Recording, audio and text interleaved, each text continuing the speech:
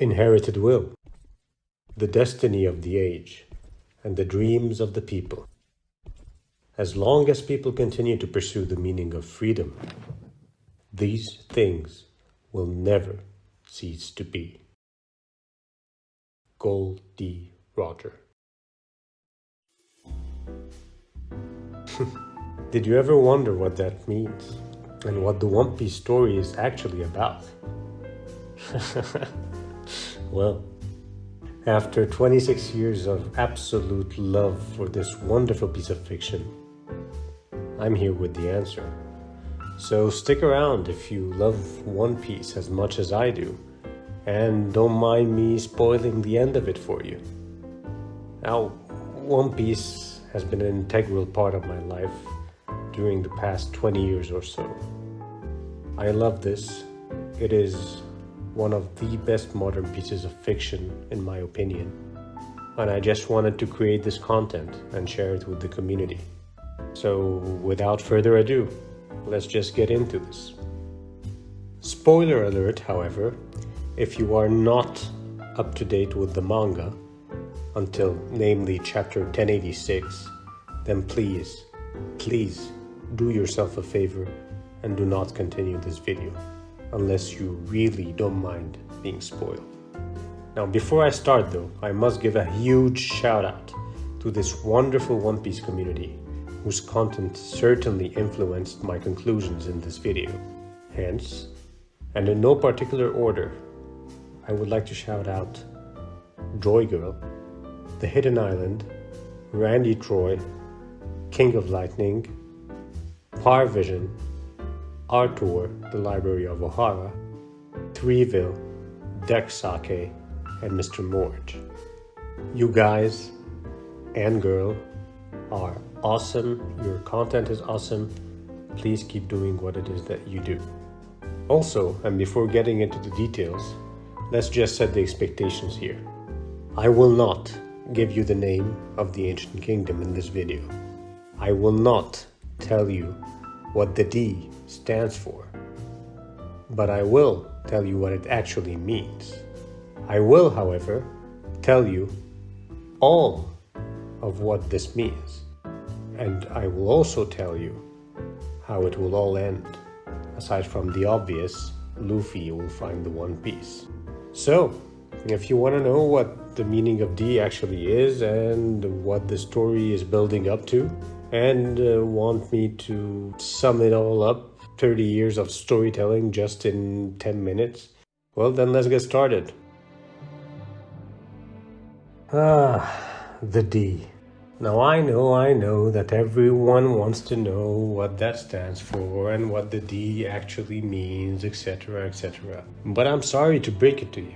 It doesn't matter what the D stands for.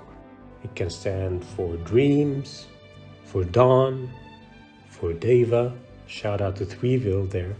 But ultimately, what the D actually stands for doesn't really matter. As a matter of fact, the D can be a B, it can be a P, it can be an S, and it wouldn't change anything about its significance. As a matter of fact, the D is actually an X. Do you see that X right there? Yeah, this one. Remember that? Well, that's the D for you, right there. I believe that this was just confirmed by Oda in chapter 1085, when Nefertari Cobra confirmed that Queen Lily signed the 800-year-old letter as Nefertari D. Lily. It is a choice that Lily made 800 years ago, and that Imu was absolutely furious to see confirmed by King Cobra. It is called the will of D, after all. And a will, in essence and by definition, means a choice. It's not about genetics, ancestry, or a bloodline. It's about making a choice that was made by Queen Lily 800 years ago, and that was repeated by Princess Vivi 2 years ago. This idea is further confirmed by Sabo's small flashback in chapter 1085, when Ace told him that he could just have the D in his name if he so chose. This, I believe, is Oda just telling us and foreshadowing the fact that you are not just born a D, you can become one, but only if you so choose. So what does that mean? What does it mean to choose to be a D, and what does that entail? Well, quite simply, it means being human. It means being mortal, being free, unlike Emu. The entire One Piece story is about fighting against discrimination. You can be a fishman, a giant, a tontata. You can have whatever background you want, but you can always choose to unify as one. You can choose to be a D. The D is about setting aside our differences and choosing to live together as one piece. Even our favorite protagonist, Monkey D. Luffy, did not make that choice explicitly yet. As a matter of fact, he doesn't even care about what the D actually means. His actions, however, suffice to identify him as a D, given that he draws everyone towards him. But I believe that Luffy will ultimately make that choice expressly at the end of his journey and will come to this realization. Which leads me to my second point, which is the story's conclusion and Luffy's fate.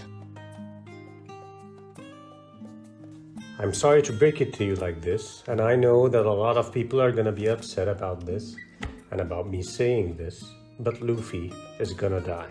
This is, I believe, what Oda has been building up to and foreshadowing until now. Now, as I said, the D is about being mortal.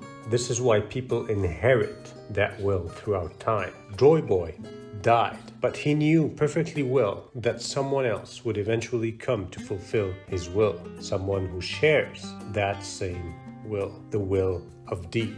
Ever since Luffy discovered his gear upgrades, ever since Gear 2 in Enies Lobby, Oda has been hinting at the fact that Luffy is using his life energy to unlock his powers. This is the price of him being free, of him using the Hito Hito no Mi model Nika. The price that he has to pay is his livelihood. This is further confirmed by Oda each time that Luffy uses his Gear 5 transformation, where we always get a panel or two of Luffy looking weak, depleted, and old. Luffy's mortality is what is being put on display here, and his life is evidently the price that he has to pay for his freedom. This is equally foreshadowed by the fact that Goldie Roger, the Pirate King himself, experienced an untimely death and embraced it fully, rather than trying to avoid it. All of this ties back to the Shinto philosophy of flow versus stagnation.